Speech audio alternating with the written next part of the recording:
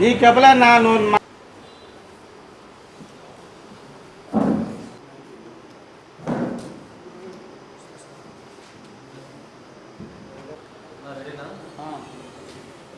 మీరు మాట్లాడతారా? చెప్పు చెప్పు చెప్పు. ప్రెస్ క్లబ్లో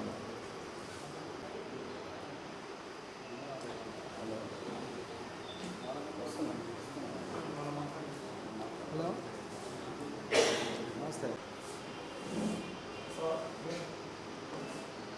కుమార్, రాష్ట్ర మాల మహానాడు రామాజీ వర్గం రాష్ట్ర ప్రధాన కార్యదర్శిగా పనిచేస్తున్నాను.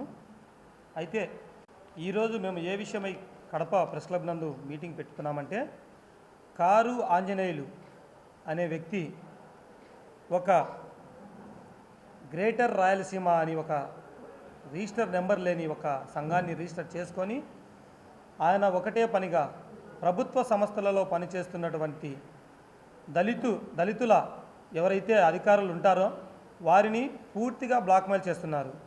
బ్లాక్మెయిల్ చేయడము, నెలకు లక్షల రూపాయల్లో ఈయన డబ్బు వారిని డిమాండ్ చేస్తున్నారు. డబ్బు చేయడమే కాకుండా అదేవిధంగా ఈయన ఏం చేస్తారంటే ఒక వాట్సాప్ గ్రూప్ రెడీ చేసి అందులో డిస్ట్రిక్ట్ అధికారులను పెట్టి, మీరు నెల నెల నాకు భారీ మొత్తాన్ని పంపిస్తేనే మిమ్మల్ని నేను వదిలిపెడతాను, లేదంటే లేదు.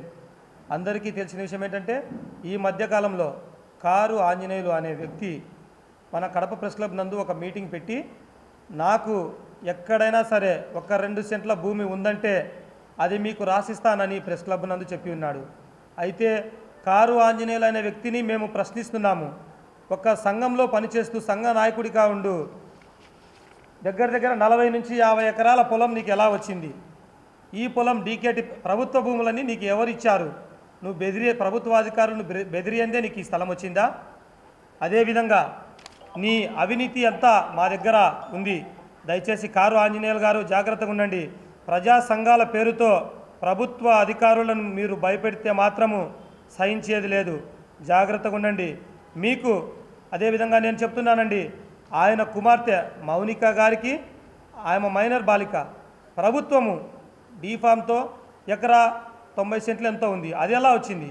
అది కాకుండా బెంగళూరులో అపార్ట్మెంట్లో 2 ఫ్లాట్స్ ఈయనకు నెల నెల వడ్డీ వస్తుంది. ఆ ఆస్తి ఎలా వచ్చింది?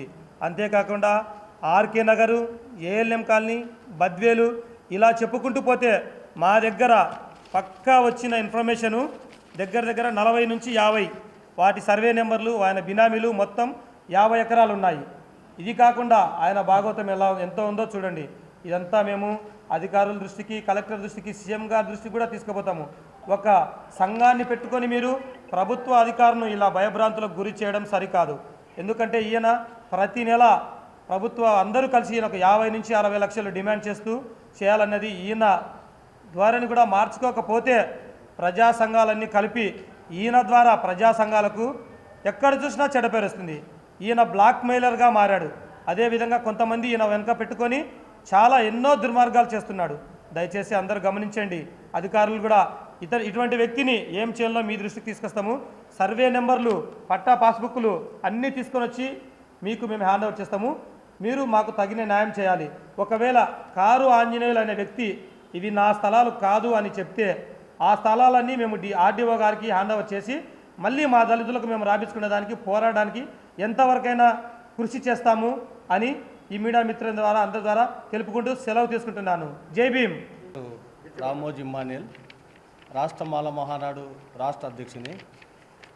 ఈరోజు ఈ ప్రెస్ క్లబ్లో సమావేశం కావడం అనేది చాలా బాధాకరమైన విషయం. ఎందుకంటే ఒక దళితులని చెప్పుకుంటూ ఒక దళిత అధికారులే కాకుండా బలహీనులైనటువంటి ఏ క్యాస్టుకు మతానికి సంబంధం లేకుండా ఉండేటువంటి అధికారులను టార్గెట్ చేస్తూ అనేక బ్లాక్మెయిల్ చేస్తున్నాడు ఈయన.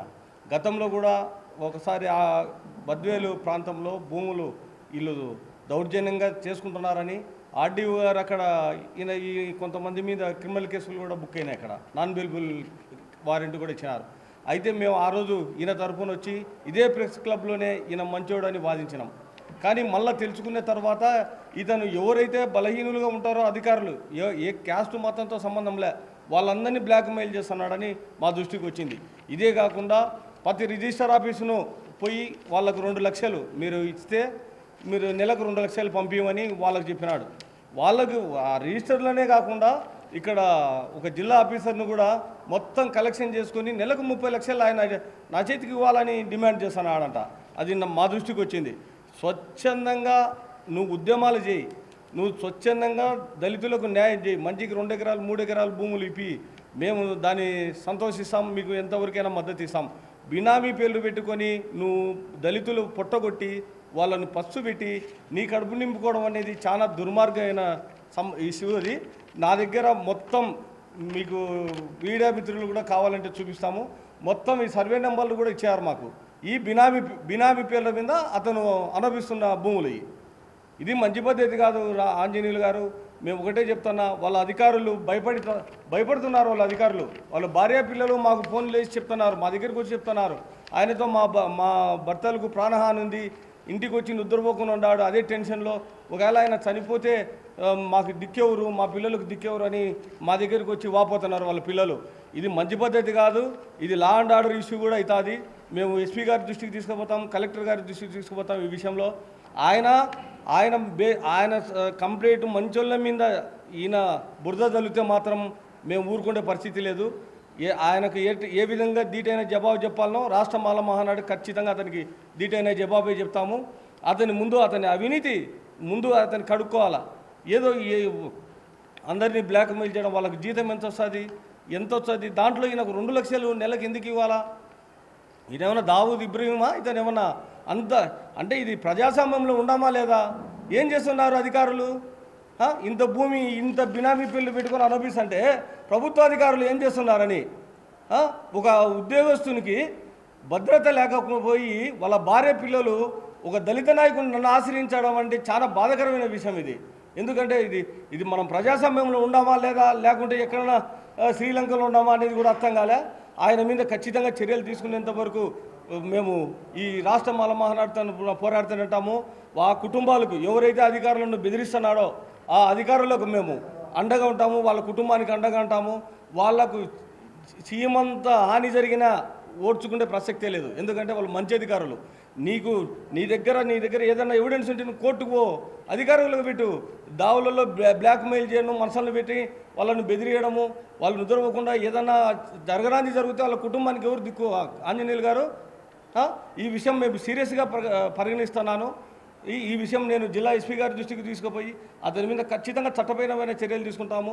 అతను అంటున్నాడంట ఆయన ధర్నా చేస్తానంట. ప్రతి ధర్నా నేను చేసేదానికి సిద్ధంగా అంట. ఆయన 10 మందితో చేస్తే నేను 100 మందితో చేస్తా. ఆయన 100 మందితో చేస్తే నేను 1000 మందితో చేస్తా. దానికి కూడా సిద్ధమే. ఇలా బ్లాక్మెయిల్ చేస్తే మాత్రము సహించే ప్రసక్తే లేదు. ఆంజనేయులు గారు, మీరు చట్టపరంగా పోండి. మనం ప్రజాస్వామ్యంలో ఉండాం. నీ దగ్గర ఎవిడెన్స్ ఉంటే నువ్వు కోర్టుకు పో, అధికారులకు చెప్పు. ప్రతి పాయింట్కు వాళ్ళు జవాబు ఇచ్చారు. అనేక మంది బాధితులు ఉన్నారు. ఆయన బాధితులు మా దగ్గరికి రండి, మేము ఫోన్ నెంబర్తో సహా ఇస్తాం. మీరు ఏం భయపడొద్దు. అటువంటి గుండాలకు రౌడీలకు అది కాలం చెల్లింది. గుండాలు రౌడీజం అది కాలం చెల్లినది. మేము ఎవ్వరికి భయపడే ప్రసక్తే లేదు. కడపలోని టెంట్ వేస్తాము. ఆయన ఏ విధంగా అధికారులను టచ్ చేస్తాడో చేయమని చూద్దాము. ఈ విషయం మేము ఎస్పీ గారి దృష్టికి కూడా తీసుకుపోయి అతని మీద కఠినమైన చర్యలు తీసుకునేంత వరకు కూడా నిరంతరం పోరాడుతూనే ఉంటాము. ఈ సమస్య మీద అధికారులకు రక్షణగా మేము నిలబడతామని ఈ సందర్భంగా మీకు తెలియజేస్తున్నాను. జై భీమ్.